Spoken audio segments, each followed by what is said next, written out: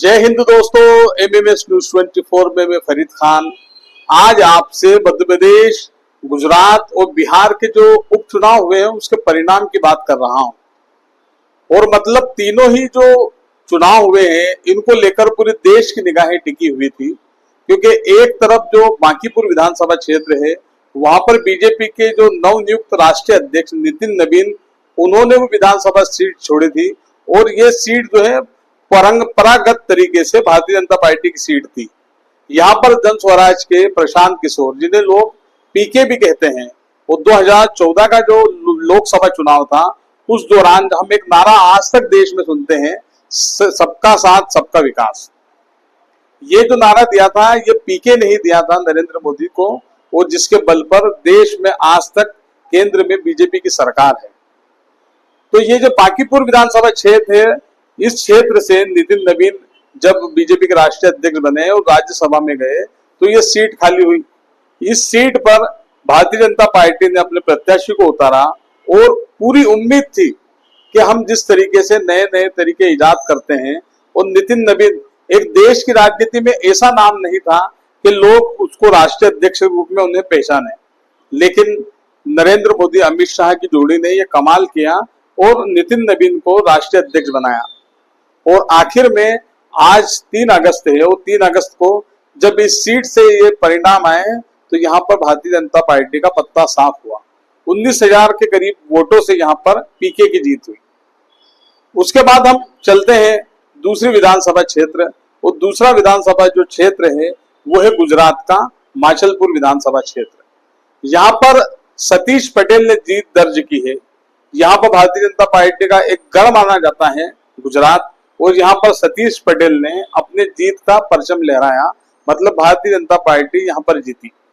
अमित शाह नरेंद्र मोदी का क्षेत्र है। लेकिन उसके बाद हम आते हैं मध्य प्रदेश में। मध्य प्रदेश की एक अहम विधानसभा सीट है दतिया। 2023 का विधानसभा चुनाव हुआ था और यहाँ पर कांग्रेस के राजेंद्र भारती ने जो तत्कालीन एक कद्दावर नेता डॉक्टर नरोत्तम मिश्रा को हराकर वो विधानसभा पहुंचे थे। लेकिन उसके बाद नरोत्तम मिश्रा की हार हुई और यहाँ पर राजेंद्र भारती भी चुनाव लड़े और 2 साल तक वो विधायक भी रहे, लेकिन उनका कोर्ट में केस चलता रहा और यहाँ पर उनकी विधानसभा सदस्यता शून्य कर दी गई, जिसके बाद अब दतिया में चुनाव हुए।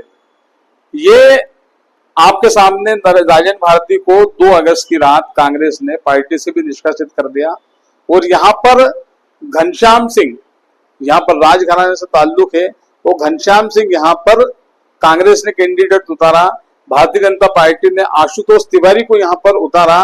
लेकिन एक तो सबसे बड़ी जो बात थी, यहाँ पर जो राजेंद्र भारती है, राजेंद्र भारती को भी टिकट नहीं मिला।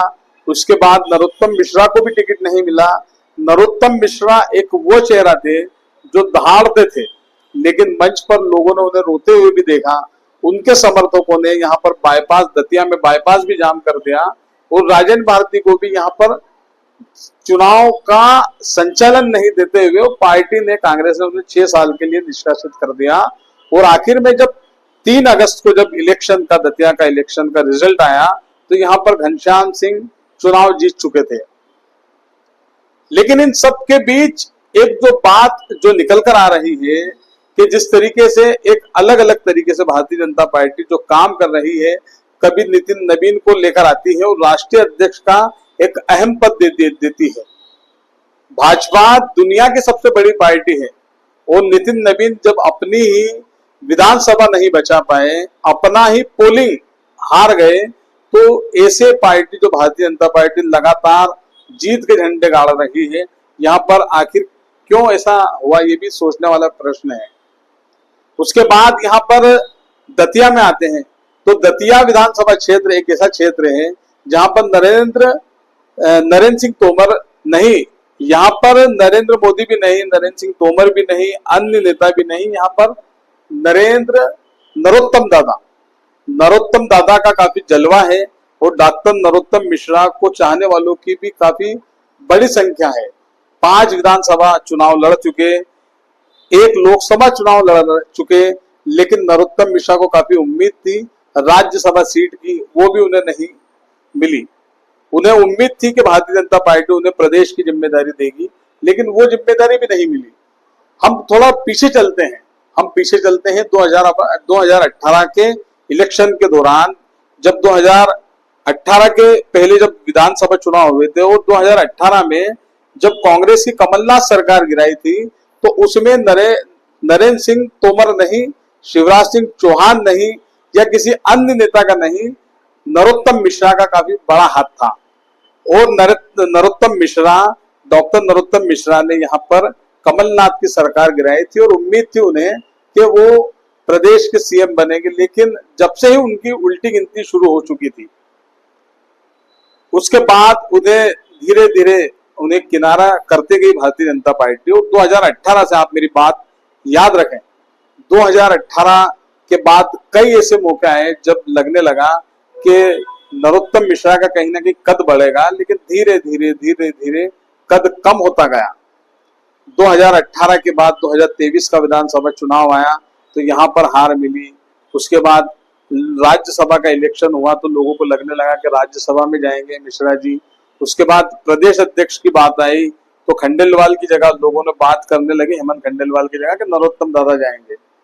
कई ऐसे मौका है। उसके बाद अभी हालिया में जब उपचुनाव हुए दतिया के, काफी लंबे वक्त से पूरे क्षेत्र में जन समर्थन के लिए दौड़ रहे थे मिश्रा, लेकिन उसके बावजूद भी भारतीय जनता पार्टी ने अपना जो तौर तरीका है बदलते हुए अपना कैंडिडेट ही बदल दिया। आशुतोष तिवारी को यहाँ पर अपना चुनाव का उम्मीदवार बनाया। इस चुनाव में भारतीय जनता पार्टी ने जिस तरीके से एक ऐसी व्यू रचना रची कि हम सिंबॉलिक रूप से जिसे भी टिकट देंगे वो जीत जाएगा, लेकिन यहाँ पर उल्टा हुआ। यहाँ पर पीके का देखे प्रशांत किशोर का, तो वहां पर नितिन नवीन को देखा जाए तो खुला खुला वहां पर हराया गया है। मतलब राष्ट्रीय अध्यक्ष की जो सीट है वो भी बीजेपी नहीं बचा पाई। उसके बाद देखें दतिया का चुनाव, तो दतिया के चुनाव में भी यही हुआ है, क्योंकि भारतीय जनता पार्टी की साख लगी हुई थी, लेकिन यहाँ पर नरोत्तम मिश्रा की भी साख थी, लेकिन यहाँ पर कुछ नहीं हुआ। मतलब जो पुराने जो नेता हैं या पुराने जो चाहे किसी भी दल के होते हैं, ये मान लीजिए अगर उनके साथ छेड़छाड़ होती है तो ये दौर वो नहीं है कि सिंबॉलिक रूप से पार्टी चुनाव जीत जाएगी। अब वक्त बदल चुका है और लोगों ने जैन जी का जो दिल्ली का जंतर मंतर का जो खेल देखा था, तो अब जंतर मंतर का खेल भी जादू मंतर के रूप में परिवर्तित हो चुका है। और यही परिवर्तन आगे अगर बीजेपी मंथन नहीं करेगी तो आगे भी बहुत कुछ देखने को मिल सकता है। नमस्कार।